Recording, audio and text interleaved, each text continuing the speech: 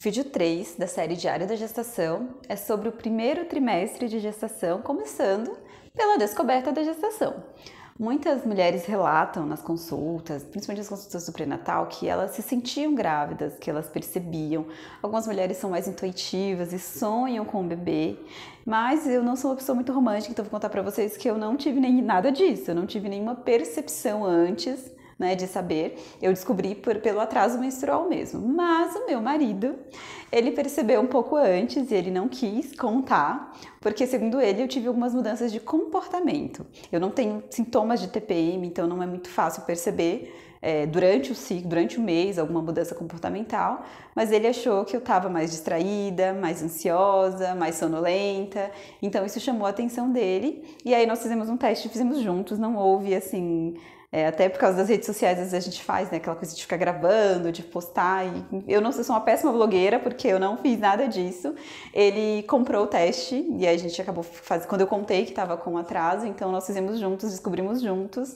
Foi um momento muito feliz pra gente, porque na verdade nós tivemos todo um processo de tentativa, a gente levou 9 meses desde a interrupção do método contraceptivo até o positivo, foi um intervalo de 9 meses, porque, aliás, isso não estava nos planos, mas vou compartilhar isso com vocês, porque eu acho que é importante.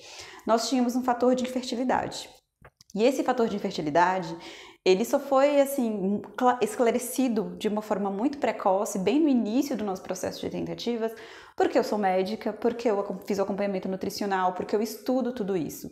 Mas a maioria dos casais teria passado um ano tentando antes de começar a investigar alguma coisa em relação a uma possível infertilidade. Isso é o que não é a minha área de atuação, tá, gente? Eu sou pediatra, lembrando, não é a minha área de atuação, mas isso é o que está nos protocolos, isso é o que até a obstetra comentou com a gente, que é isso, né? É um ano tentando, né? E aí tem os conceitos do que é tentar efetivamente, mas só depois se investigaria alguma coisa, mas eu optei por investigar antes, pelo conhecimento que eu tinha mesmo, e aí tivemos esse diagnóstico, passamos por um tratamento, então, além da expectativa natural, que todo casal vive, né, quando começa a tentar engravidar, então cada ciclo menstrual você já tem uma expectativa do positivo, nós passamos aí um período um pouquinho maior e uma ansiedade em relação a ter certeza que esse tratamento daria certo, de que não teríamos que passar por nenhum outro procedimento. Então, foi uma gestação natural, mas que antes dessa gestação acontecer, nós passamos por um tratamento, além de tudo que eu já contei para vocês no vídeo anterior sobre o preparo para gestar.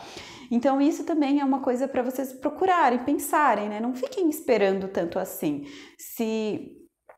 Investiguem a mais, né? Façam uma consulta com o ginecologista antes, façam uma consulta nutricional antes. Para o homem também, faça uma consulta, façam exames laboratoriais, avalie se você não tem nenhuma deficiência, nenhuma alteração, avalie seu estilo de vida, para que não haja atrasos no processo aí em relação à expectativa de vocês.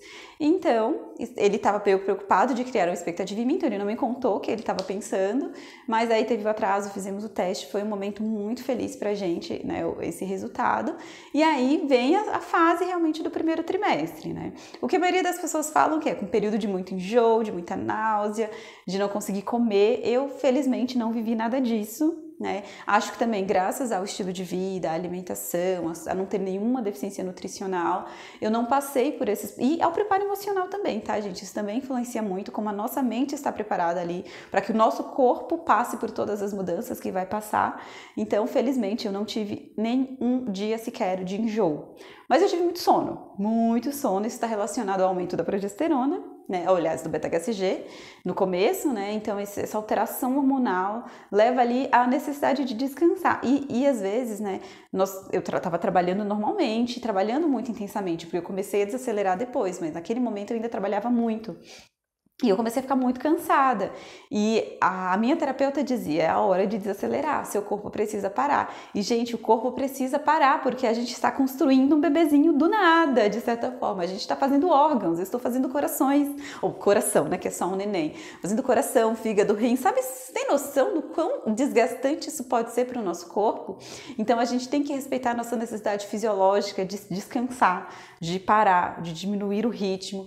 Então, eu precisei passar por esse processo realmente para conseguir diminuir um pouco o ritmo. Então, o que mais me incomodou aí de sintomas nesse primeiro trimestre foi realmente um sono incapacitante. Que se eu parasse 10 minutos, eu precisava fechar os olhos e eu dormia em 10 minutos de tanto sono que eu tinha. Mas fora isso, eu não tive outros sintomas. Mas o que eu quero trazer para vocês é mais sobre os cuidados, para que seja um exemplo, para que vocês também busquem um pré-natal o melhor possível dentro do cuidado, porque o primeiro trimestre é o período que o bebezinho está sendo formado, né? O primeiro trimestre é do zero, né, da concepção, até a 12ª semana. Quem já gestou, quem já passou por isso, sabe que com 12 semanas a gente faz um ultrassom morfológico de primeiro trimestre. E nesse ultrassom, gente, nós conseguimos ver nosso bebezinho com perfeição. O bebê está completamente formado, a gente vê todos os órgãos, a bexiga, o coração batendo, o cérebro se formando, o nariz, as mãozinhas, dedinhos, o bebê já está completamente formado. Vocês entendem a importância disso?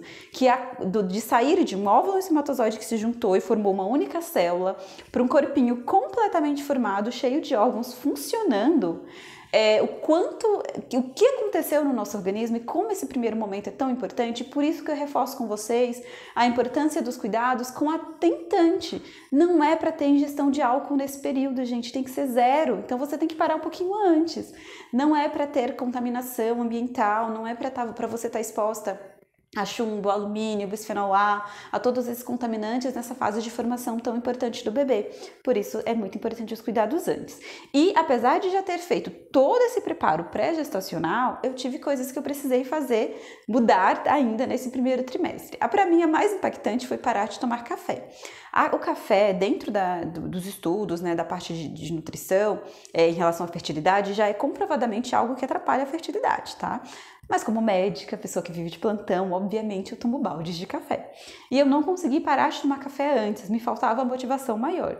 Mas o último café que eu tomei na minha vida, né, no meu café com cafeína, né, que eu tomei, foi quando eu estava com um dia de atraso menstrual, que foi o dia que eu me toquei, eu estava no Starbucks com um café e foi o dia que eu estava com café na mão e eu parei e pensei, eu estou com um atraso.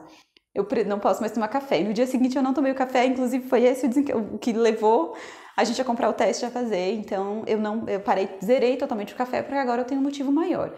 E por que a gente não deve tomar café com cafeína? Porque existe café descafeinado, tá? E nem outras bebidas com cafeína, tá, gente? O chá mate, a Coca-Cola são bebidas que têm cafeínas. Os energéticos, alguns pré-treinos, né? Então, para quem treina, toma bastante cuidado com o que consome de pré-treino, porque muitos têm cafeína na composição. E não pode. A cafeína, ela é um estimulante do sistema nervoso central. Então, pensa o que é você usar um estimulante do sistema nervoso central para um cérebro que está em formação. Ele é taquicardizante, então o bebezinho ele fica com a frequência cardíaca mais acelerada. E ele está associado ao aborto e à restrição de crescimento fetal. E a gente não sabe e cada organismo metaboliza o café de um jeito. Então, eu, por exemplo, que tomo muito café, eu nunca tive problemas para dormir por causa do café. Eu posso tomar café 10 horas da noite que eu vou dormir normalmente. Tem gente que se tomar café 3 horas da tarde já vai ter insônia. Então, a gente não sabe como que o nosso nenenzinho que está em formação vai conseguir reagir à ação dessa cafeína. Então, a gente não deve usar de jeito nenhum bebidas com cafeína durante o período gestacional. Isso deve começar no primeiro trimestre.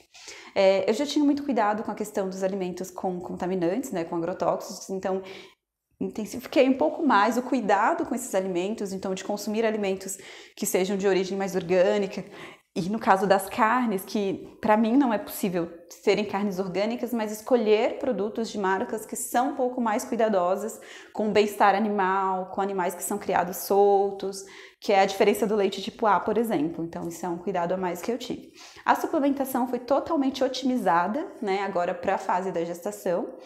E um cuidado a mais que eu tive que fazer foi com os alimentos crus e mal passados, porque um dos exames do primeiro trimestre que a gente faz é a pesquisa de toxoplasmose. E ela pode, se a gente adquirir durante a gestação, assim como algumas outras doenças, ela pode ser transmitida para o bebê e causar uma série de alterações muito graves nesse bebê, inclusive aumenta o risco de aborto também.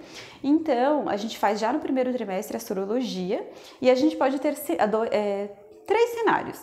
Você ter positiva essa sorologia, isso é um risco, porque aí significa que você está com a doença. Você ter essa sorologia totalmente negativa, que significa que você nunca teve a doença, você não tem imunidade, então você tem um risco de desenvolver durante a gestação, que é o meu caso, e você pode ser imune, significa que você já teve a doença antes e você não tem mais risco de desenvolver ao longo da gestação.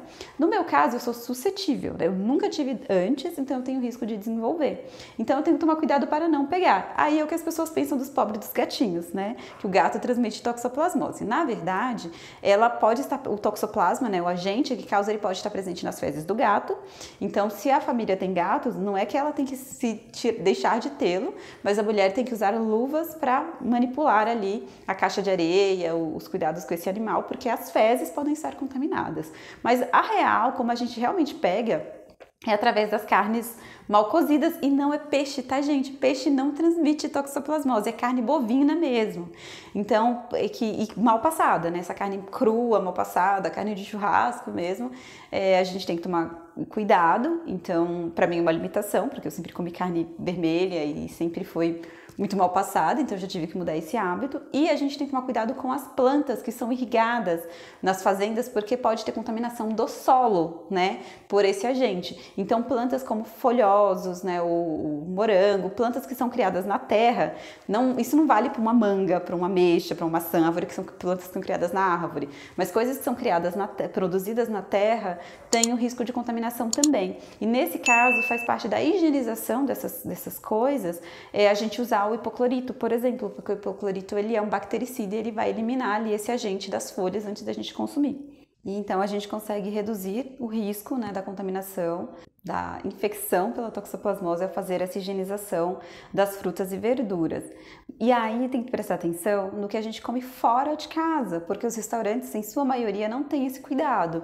Então quando eu acabo comendo muito fora de casa, e aí eu não como saladas, eu não como nada cru fora de casa, e eu acabo não comendo carne também, porque invariavelmente, mesmo pedindo para ser bem passada, essa carne vem mal passada, então eu acabo me limitando bastante, mas esse cuidado é super importante aí, pra gente evitar o risco dessa infecção, porque é uma infecção congênita muito grave, que a gente não, tendo recursos, né, tendo o que fazer para evitar, a gente tem que evitar. Então, prestem atenção no exame de vocês, se forem suscetíveis à toxoplasmose, esses cuidados são essenciais.